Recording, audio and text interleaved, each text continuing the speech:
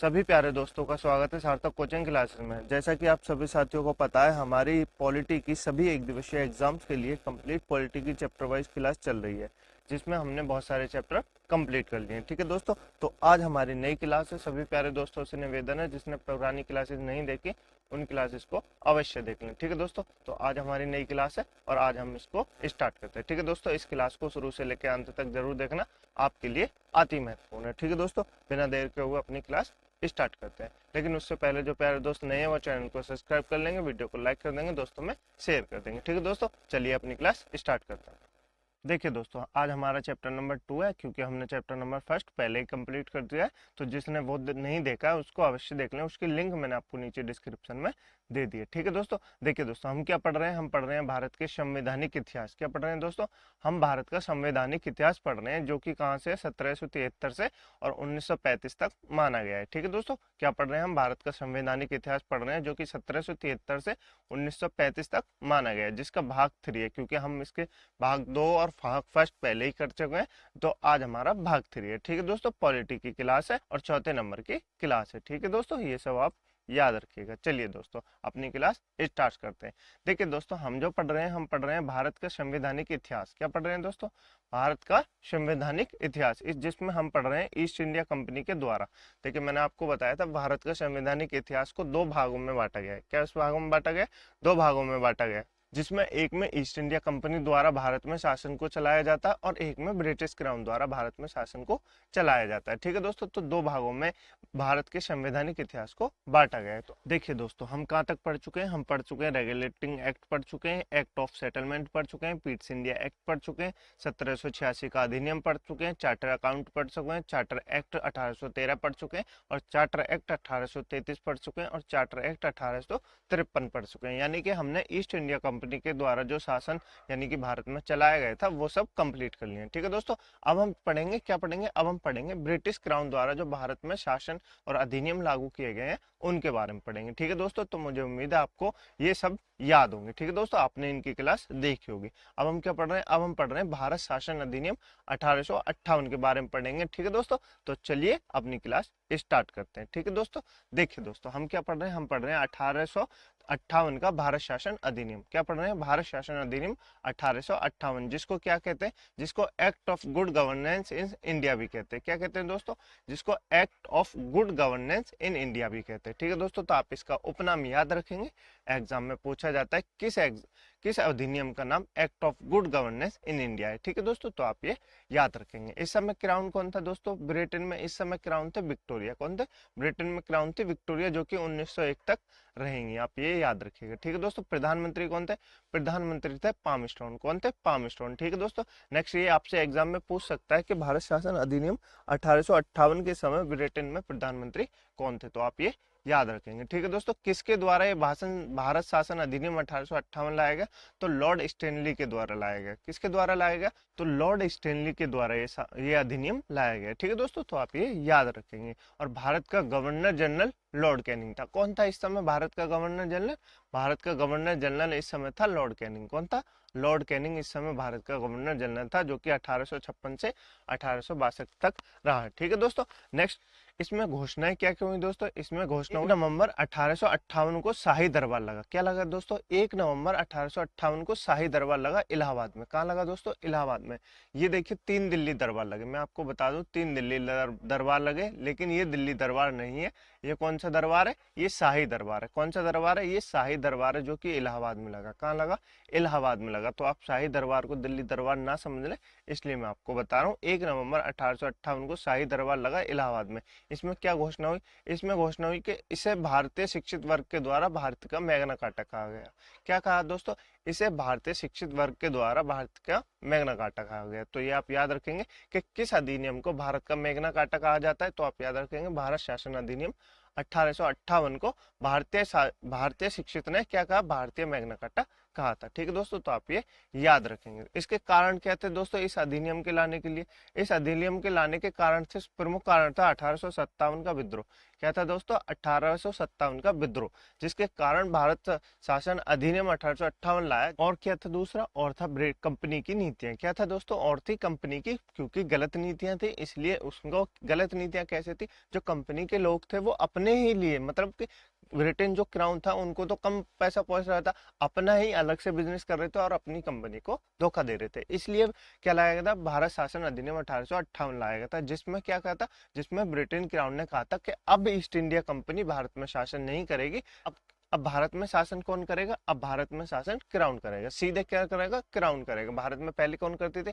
पहले east India company करती थी, उसके बाद भारत क्राउन को, ब्रिटेन क्राउन को पता लगता था। लेकिन अब सीधे ब्रिटेन जो क्राउन है वो भारत में शासन करेगा। ठीक है दोस्तों, क्योंकि अब भारत में जो नियम बनेंगे, अधिनियम बनेंगे, वो भी ब्रिटेन संसद से बनेंगे और उनको जो इम्प्लीमेंट किया जाएगा वो भी ब्रिटेन संसद द्वारा किया जाएगा। ठीक है दोस्तों, तो आप ये याद रखेंगे कि 1800 शासन, भारत शासन अधिनियम 1858 को लाने के लिए क्या कारण थे। और इसका नाम दूसरा याद रखेंगे, क्या कहा जाता है? इसको act of good governance in India कहा जाता है। ठीक है दोस्तों, आप ये भी याद रखेंगे। पहला शाही दरबार कब लगा था? 1 नवंबर 1858 को पहला शाही दरबार लगा था। ये भी याद रखेंगे। किस शासन अधिनियम को भारतीय शिक्षित वर्ग के द्वारा भारत का मैग्ना कार्टा कहा गया? तो आप याद रखेंगे, भारत शासन अधिनियम 1858 को भारतीय शिक्षित वर्ग के द्वारा भारतीय मैग्ना कार्टा कहा गया। ठीक है दोस्तों, तो आप इतनी चीज इनके बारे में याद रखेंगे। ठीक है दोस्तों, इसके प्रावधान व महत्व के बारे में जान लेते हैं दोस्तों। इसके प्रावधान व महत्व है ईस्ट इंडिया कंपनी के शासन की समाप्ति। क्या हुआ दोस्तों? इसका सबसे बड़ा महत्व जो था वो क्या था? ईस्ट इंडिया कंपनी के शासन की समाप्ति हो गई इस अधिनियम के द्वारा। और पीट्स एक्ट के द्वैत शासन की समाप्ति, जो पीट्स एक्ट के द्वारा जो द्वैत शासन लगाया गया था दोस्तों, उसकी भी समाप्ति इस अधिनियम द्वारा हो गई। ठीक है दोस्तों, नेक्स्ट क्या हुआ? नेक्स्ट हुआ गवर्नर जनरल को governor general and viceroy of India बना दिया गया। क्या बना दिया गया दोस्तों? गवर्नर जनरल जो था, भारत का गवर्नर जनरल जो था, उसको क्या बना दिया? उसको बना दिया भारत का वायसराय। क्या बना दिया? भारत का वायसराय। क्यों बना दिया गया दोस्तों? क्योंकि ये कुछ नहीं है दोस्तों, बस एक नाम बदल दिया गया है, वो भी ईस्ट इंडिया कंपनी का, जो बस वो काम क्या करेगा? वो काम करेगा ब्रिटिश क्राउन के द्वारा। ठीक है दोस्तों, अब क्या है? अब जो बना दिया वो बना दिया वायसराय। पहले क्या था? पहले था भारत का गवर्नर जनरल, अब बना दिया भारत का वायसराय। ठीक है दोस्तों, तो आप ये याद रखेंगे। यह सम्राट द्वारा नियुक्त, वह सम्राट का भारत में प्रतिनिधित्व करेगा। क्या करेगा दोस्तों? यह मैंने कहा था ना, क्राउन द्वारा नियुक्त होगा और यह क्राउन का प्रतिनिधित्व करेगा। ठीक है दोस्तों, प्रथम वायसराय, क्योंकि ईस्ट इंडिया कंपनी कई देशों में अपना शासन कर रही थी, इसलिए अब ब्रिटेन का जो सम्राट होगा वो क्या करेगा? वो सीधे सम्राट में भारत जो का प्रतिनिधित्व होगा वो कौन करेगा? वो वायसराय करेगा। ठीक है दोस्तों, इसमें प्रथम वायसराय कौन थे? तो आप याद रखेंगे, प्रथम वायसराय थे लॉर्ड कैनिंग। कौन थे? लॉर्ड कैनिंग प्रथम वायसराय थे। ठीक है दोस्तों, तो आप ये याद रखेंगे। देखिए दोस्तों, लॉर्ड कैनिंग के बाद सबसे बड़ी क्या थी मैं आपको बता दूं। देखिए दोस्तों, सबसे बड़ी क्या थी? ब्रिटेन क्राउन था। कौन था दोस्तों? ब्रिटेन क्राउन था, जो कि कौन थे? जो कि विक्टोरिया थी। ठीक है दोस्तों, कौन थी? जो कि विक्टोरिया थी। उनके बाद क्या था? उनके बाद सांसद थी। क्या थी दोस्तों? उनके बाद सांसद थी। ठीक है दोस्तों, सांसद के बाद कौन था? सांसद के बाद भारत में एक सचिव बनाया गया। क्या बनाया गया? भारत में एक सचिव बनाया गया, भारत सचिव। क्या बनाया गया? भारत सचिव के नाम से एक पद बनाया गया। क्यों? वो कहाँ रहता था? वो ब्रिटेन में रहता था। कहाँ रहता था दोस्तों? वो ब्रिटेन में रहता था। और उसका प्रतिनिधित्व कौन करता था? उसका प्रतिनिधित्व वायसराय करता था। जो वायसराय कहाँ रहता था? वायसराय भारत में रहता था। समझ में आया दोस्तों? आपको नहीं आया मैं समझाता हूँ। देखिए दोस्तों, सबसे ऊपर कौन था? सबसे ऊपर ब्रिटेन की क्राउन थी। उसके बाद क्या थी? उसके बाद संसद थी। उसके बाद जो भारत के लिए बनाया गया वो भारत सचिव एक पद बनाया गया, जो कि ब्रिटेन में रह के ही भारत का काम करता था। ठीक है दोस्तों, उसका भारत सचिव का वायसराय कौन था? भारत सचिव का जो प्रतिनिधित्व करता था भारत में वो कौन था? भारत का वायसराय था। ठीक है दोस्तों, तो आप ये याद रखेंगे। अन्य महत्व क्या थे दोस्तों? अन्य महत्व थे भारत में मुगल समाप्त। क्या दोस्तों? जो भारत में मुगल थे उनकी इस अधिनियम द्वारा समाप्त हो गई। ठीक है दोस्तों, इसके अधिनियम, क्योंकि 1857 की जो क्रांति हुई थी उसमें किसने वो किया था? बहादुर शाह जफर ने। क्या कहा था दोस्तों? बहादुर शाह जफर द्वितीय ने क्या कहा था? इन्होंने प्रतिनिधित्व किया था। ठीक है दोस्तों, तो इसके कारण इनको बंदी बना के कहाँ पहुंचा दिया? बंदी बना के रंगून पहुंचा दिया। ठीक है दोस्तों, तो वहां पे इनको बंद बना के वहीं रख दिया गया। ठीक है दोस्तों, तो क्या हो गया? इस 1858 के शासन अधिनियम, भारत शासन अधिनियम द्वारा क्या हुआ, मुगलों की समाप्ति हो गई। ठीक है दोस्तों, तो आप ये याद रखेंगे। और डॉक्ट्रिन ऑफ लैप्स की समाप्ति हो गई। डॉक्ट्रिन ऑफ लैप्स क्या थी दोस्तों? डॉक्ट्रिन ऑफ लैप्स थी जो कि जिसके बच्चा नहीं होता था ना, जो राज्य में थे, उनके संपत्ति को हड़प लेना, वो क्या थी? वो थी डॉक्ट्रिन ऑफ लैप्स, उसकी भी समाप्ति हो गई। ठीक है दोस्तों, भारतीय रियासतों व धार्मिक मामलों में हस्तक्षेप की नीति किसने अपनाई? ब्रिटेन क्राउन ने अपनाई। क्यों अपनाई दोस्तों? क्योंकि ईस्ट इंडिया कंपनी जो थी वो क्या थी? वो भारत के जो रियासत व धार्मिक मामलों में हस्तक्षेप करती थी, तो उसके कारण उनको लगता था कि 1857 की क्रांति हुई थी। ठीक है दोस्तों, 1857 ईस्वी की क्रांति का होने का क्या प्रमुख कारण था? उसका प्रमुख कारण था जो वो थे ना, क्या थे, सैनिकों को क्या एक गोली दी जाती थी, तो उसमें जो चमड़ी लगती थी ना, वो गाय की मांस की लगती थी, तो इसलिए 1857 का क्रांति का मतलब एक प्रमुख कारण माना जाता है। ठीक है दोस्तों, तो इसलिए ब्रिटेन क्राउन ने जो 1858 को भारत शासन अधिनियम आया, उसमें किसकी नीति अपनाई? कि धार्मिक मामलों में हस्तक्षेप की नीति अपनाई। क्या अपनाई दोस्तों? धार्मिक मामलों में हस्तक्षेप की नीति अपनाई। ठीक है दोस्तों, तो आप ये याद रखेंगे। ये क्या पढ़ लिया हमने दोस्तों? ये पढ़ लिया हमने 1858 का भारत शासन अधिनियम, जिसको क्या कहा जाता है? जिसको act of good governance in India भी कहा जाता है। ठीक है दोस्तों, तो आप ये भी याद रखेंगे, ये इंपॉर्टेंट है, आप ये याद रखेंगे। ठीक है दोस्तों, नेक्स्ट पढ़ते हैं हम भारत परिषद अधिनियम 1861। क्या पढ़ते हैं दोस्तों? भारत परिषद अधिनियम 1861। क्राउन कौन थी? मैंने आपको बताया था विक्टोरिया थी। कब तक रहेंगे? 1901 तक रहेंगे। ठीक है दोस्तों, तो आपको ये याद करने की जरूरत नहीं है। वायसराय कौन थे? वायसराय थे लॉर्ड कैनिंग। कौन थे? वायसराय थे लॉर्ड कैनिंग। ठीक है दोस्तों, आप इनका कार्यकाल याद रखने की इतनी इंपॉर्टेंट नहीं है, अब एग्जाम में नहीं पूछा जाता। बस आप ये याद रखेंगे कि इस समय वायसराय कौन थे? लॉर्ड कैनिंग थे। और प्रथम वायसराय कौन थे? लॉर्ड कैनिंग थे। ये भी आप याद रखेंगे। ठीक है दोस्तों, प्रावधान व महत्व जान लेते हैं कि भारत परिषद अधिनियम 1861 क्यों लाया गया। देखिए दोस्तों, पुनः विकेंद्रीकरण प्रारंभ किया गया। क्यों किया गया? पुनः विकेंद्रीकरण प्रारंभ किया गया। देखिए दोस्तों, क्या किया गया दोस्तों? मद्रास मुंबई की विधान परिषदों को पुनः विधायिक शक्तियां प्रदान की गई। देखिए दोस्तों, एक जब अधिनियम आया था, उसके द्वारा क्या किया था? मद्रास मुंबई की विधान परिषदों की विधायिकी शक्तियों को क्या कर दिया गया? बंगाल में सीमित कर दिया गया। क्या कर दिया गया? बंगाल की विधान परिषद में सीमित कर दिया गया कि बंगाल का जो गवर्नर जनरल होगा वो इनका वो होगा, प्रतिनिधित्व होगा। ठीक है दोस्तों, तो इसके द्वारा क्या किया गया? इसके द्वारा मद्रास मुंबई की विधान परिषदों को पुनः विधायिक शक्तियां प्रदान की गई 1861 के अधिनियम द्वारा। ठीक है दोस्तों, 3 नवीन प्रांतीय विधान परिषद बनाएंगे। क्या बनाएंगे? 3 नवीन प्रांतीय विधान परिषद बनाएंगे। एक थी बंगाल जो कि 1862 में बनाएगी। ठीक है दोस्तों, एक थी उत्तर पश्चिमी सीमा प्रांत जो कि 1866 में बनाया गया, और जो थी पंजाब। क्या था? जो थी पंजाब था, जो कि 1857 में बनाया गया। तो 3 नवीन प्रांतीय विधान परिषद बनाएगी। एक बंगाल में बनाएगी सबसे पहले 1862, उसके बाद उत्तर पश्चिम सीमा प्रांत बनाया गया 1866 में। ठीक है दोस्तों, और लास्ट में बनाया गया पंजाब जो कि 1857 में एक प्रांत बनाया गया। ठीक है दोस्तों, तो आप याद रखेंगे कि भारत परिषद अधिनियम द्वारा 1861 द्वारा कितने नवीनतम प्रांत बनाए गए? 3 नवीनतम प्रांत बनाए गए, जिसमें एक बंगाल था, एक उत्तर पश्चिमी सीमा थी जिसमें अपना उत्तर प्रदेश आता है, बाकी सब आते हैं। ठीक है दोस्तों, एक पंजाब था। क्या था दोस्तों? एक पंजाब था। तो आप ये याद रखेंगे। नेक्स्ट क्या है दोस्तों? मोस्ट इंपोर्टेंट नोट करेंगे, इंपोर्टेंट नोट करेंगे। क्या नोट करेंगे? उच्च न्यायालय एक्ट 1861 द्वारा। क्या दोस्तों? एक्ट याद रखेंगे। उच्च न्यायालय एक्ट 1861 द्वारा क्या किया गया?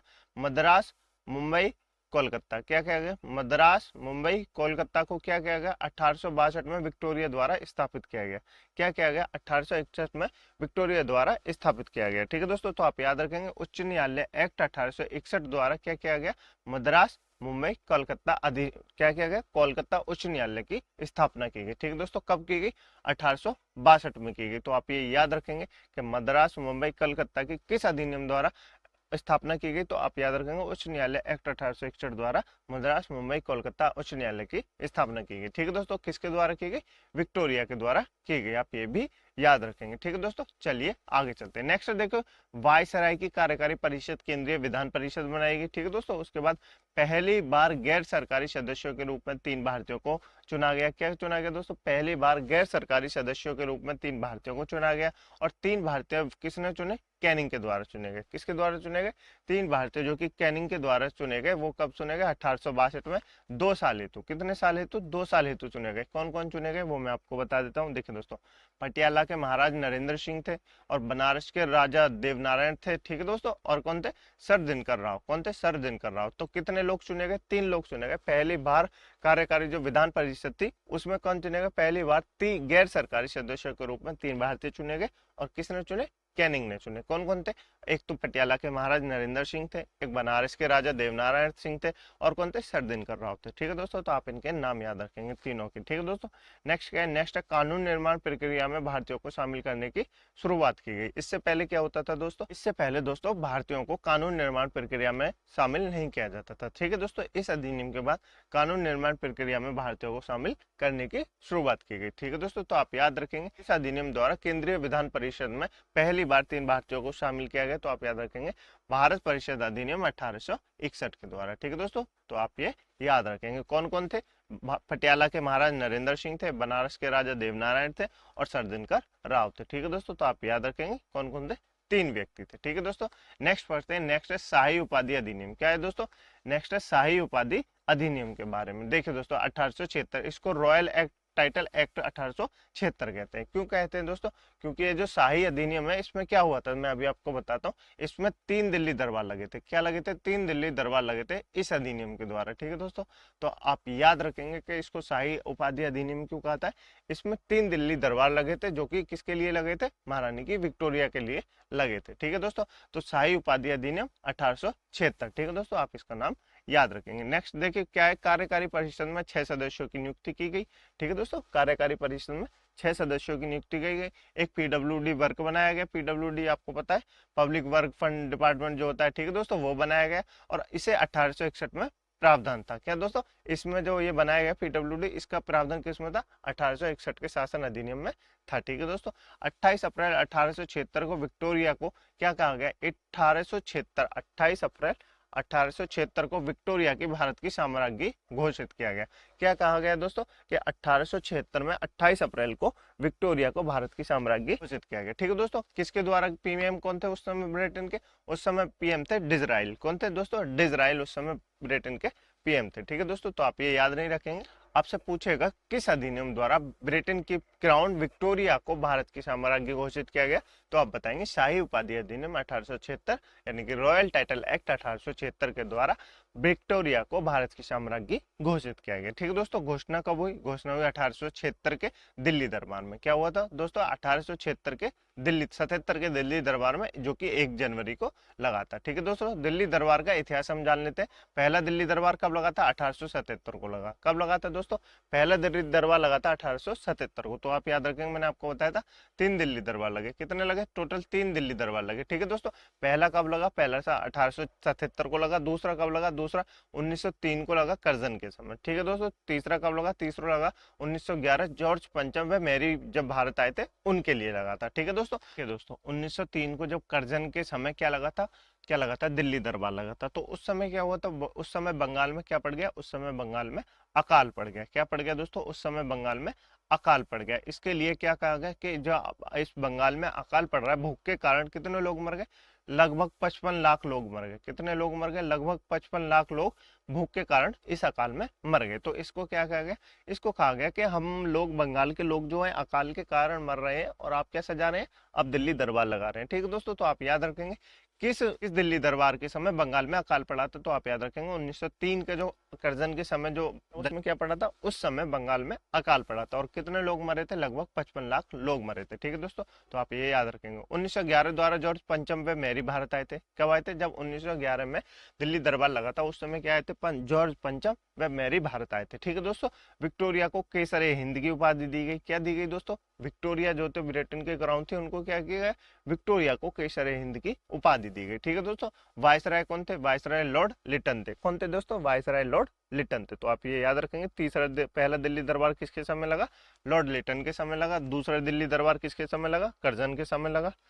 तीसरा दिल्ली दरबार किसके समय लगा? तीसरा दिल्ली दरबार जॉर्ज पंचम में भारत मैरी जब भारत आए थे तब लगा था। ठीक है दोस्तों, तो आप इतने ये याद रखें। देखिए दोस्तों, नेक्स्ट जो अधिनियम आया वो क्या है? वो आया भारत परिषद अधिनियम 1800, ये 76 नहीं है, 1892। क्या है दोस्तों? 1892 1992। ठीक है दोस्तों, तो आप इसको एडिट कर लेंगे। देखिए दोस्तों, क्राउन कौन थे उस समय?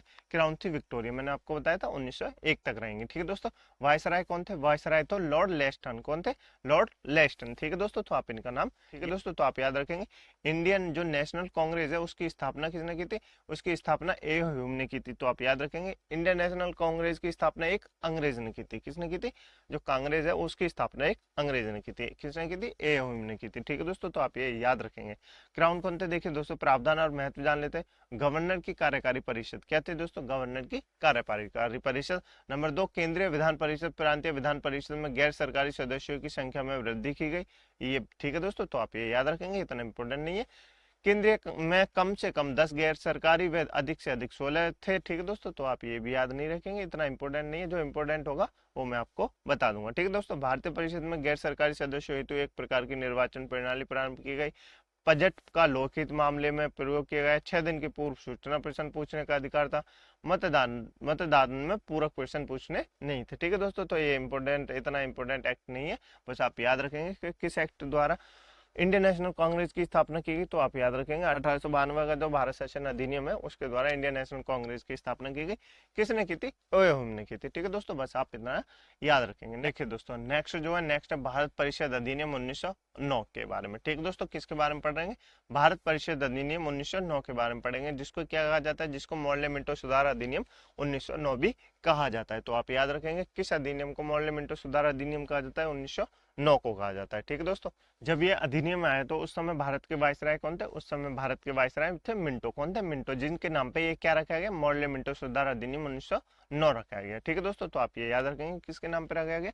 इस समय वायसराय थे मिंटो और उन्हीं के नाम पे मॉडल मिंटो सुधार अधिनियम 1909 रखा गया। ठीक है दोस्तों, तो आप ये याद रखेंगे। समिति की सिफारिश, किस समिति की सिफारिश पे लाया गया? तो जॉर्ज अरुंडेल की समिति की सिफारिश पर ये अधिनियम लाया गया। ठीक है दोस्तों, कारण क्या था? कारण 1905 का जो बंगाल विभाजन था उसके कारण इसको लाया गया। ठीक है दोस्तों, जो कि रद्द हो गया था। ठीक है दोस्तों, तो आप ये याद रखेंगे। इंडियन नेशनल होम रूल की स्थापना जब की गई, जब कांग्रेस के द्वारा इंडियन नेशनल होम रूल की स्थापना की गई, तो उसके लिए क्या लाया गया? 1906 में उसके लिए भी ये लाया गया। ठीक है दोस्तों, ये कुछ प्रमुख कारण थे, तो आप ये याद रखेंगे। और मुस्लिम लीग की स्थापना 1906 में ढाका में स्थापना हुई। इस समय क्या क्या हुआ दोस्तों, मैं आपको बता देता हूँ। देखिए दोस्तों, इस समय वायसराय कौन थे? वायसराय थे मिंटो, जिसके नाम पे क्या रखा गया? इस अधिनियम का नाम रखा गया मॉडल मिंटो सुधार अधिनियम। किस समिति की सिफारिश पर ये अधिनियम लाया गया? तो ये लाया गया जॉर्ज अरुंडेल की समिति की सिफारिश पर। ठीक है दोस्तों, इस समय क्या हुआ था? इस समय 1905 में जो बंगाल विभाजन हुआ था उसके, जो कि रद्द हो गया था, उसके समय ये लाया गया। ठीक है दोस्तों, इंडियन नेशनल कांग्रेस ने जब होम रूल की मांग की थी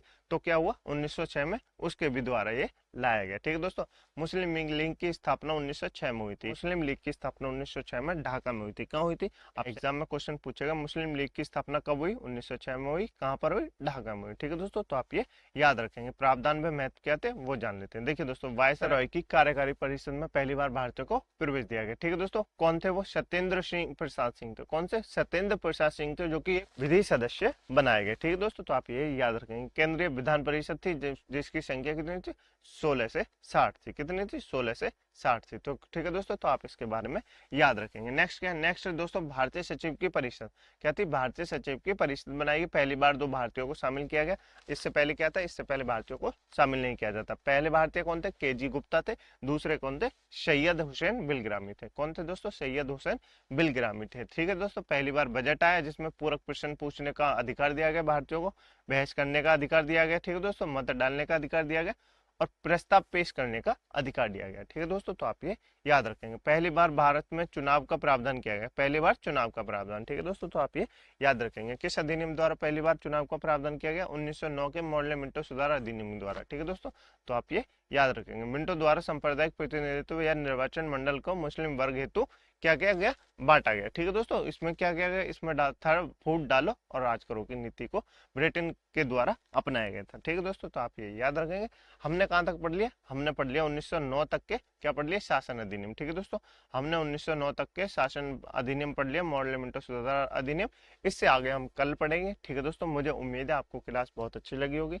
यदि क्लास आपको अच्छी लगी तो वीडियो को लाइक कर दें दोस्तों। दोस्तों में शेयर कर दें। ठीक है दोस्तों, इससे पहले कि आपने क्लासेज नहीं देखे तो उनको अवश्य देख लें, उसकी लिंक मैंने आपको नीचे डिस्क्रिप्शन में दे दी है। ठीक है दोस्तों, इस क्लास के पीडीएफ डाउनलोड करने के लिए आप हमारे टेलीग्राम ग्रुप को ज्वाइन कर सकते हैं, जिसकी लिंक में भी मैंने आपको नीचे डिस्क्रिप्शन में दे दी है। ठीक है दोस्तों, मुझे उम्मीद है आपको क्लास बहुत अच्छी लगी होगी। ठीक है दोस्तों, मिलते हैं कल इसी समय इसी चैनल पे एक नए टॉपिक के साथ, इससे आगे बढ़ते हैं। ठीक है दोस्तों, तब तक के लिए अपना ख्याल रखिएगा। जय हिंद, जय भारत।